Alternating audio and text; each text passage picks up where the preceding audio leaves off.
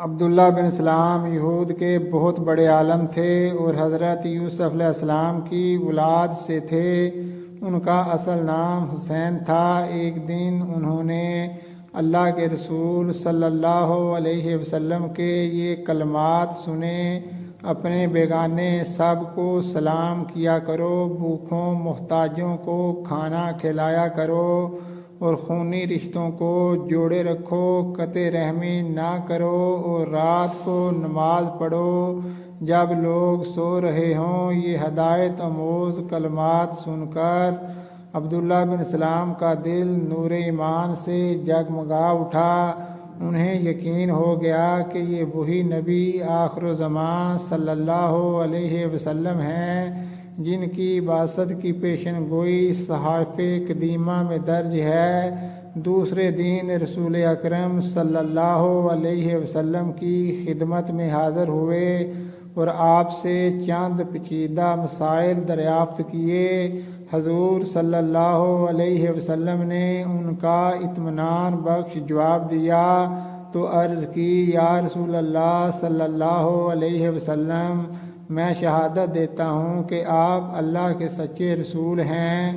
حضور صلی اللہ علیہ وسلم نے ان کے قبول اسلام پر مسرت کا اظہار فرمایا اور ان کا اسلامی نام عبداللہ رکھا۔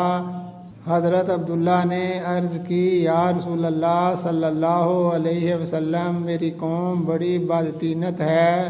انہوں نے یہ سن لیا کہ میں حلقہ بگوش اسلام ہو گیا ہوں تو مجھ پر طرح طرح کے بہتان باندھیں گے، اس لیے میرے اسلام کی خبر کے اظہار سے پہلے ان سے دریافت کر لیں کہ ان کی میرے متعلق کیا رائے ہے۔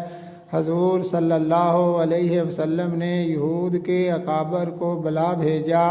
جب وہ آئے تو حضور صلی اللہ علیہ وسلم نے فرمایا: تم تورات میں نبی آخر الزمان کی نشانیاں پڑھتے ہو اور جانتے ہو کہ میں خدا کا رسول ہوں۔ میں تمہارے سامنے دین حق پیش کرتا ہوں، اسے قبول کر کے فلاح دارین حاصل کرو۔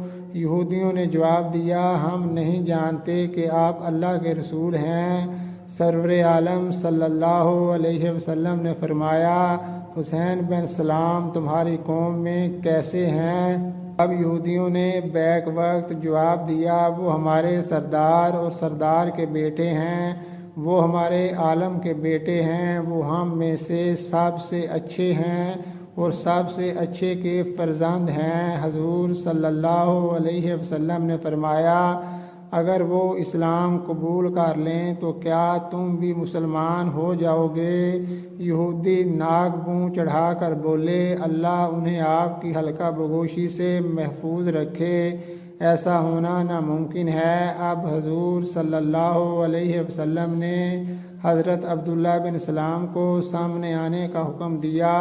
وہ کلمہ شہادت پڑھتے ہوئے باہر نکلے اور یہودیوں سے مخاطب ہو کر فرمایا: اے ایان قوم، اللہ واحد سے ڈرو اور محمد صلی اللہ علیہ وسلم پر ایمان لاؤ، بلا شبہ وہ اللہ کے سچے رسول ہیں۔ حضرت عبداللہ کا قبول اسلام یہود پر برق خاطب بن کر گرا اور غم و غصہ سے دیوانے ہو گئے اور چینک چینک کر کہنے لگے: یہ شخص عبداللہ بن سلام ہم میں سب سے برا اور سب سے برے کا بیٹا ہے، ذلیل بن ذلیل اور جہل بن جہل ہے۔ حضرت عبداللہ نے اللہ کے رسول صلی اللہ علیہ وسلم کی خدمت میں عرض کی: یا رسول اللہ صلی اللہ علیہ وسلم، آپ نے یہود کی اخلاقی پستی دیکھ لی، مجھے ان سے اسی افطرا کا اندیشہ تھا۔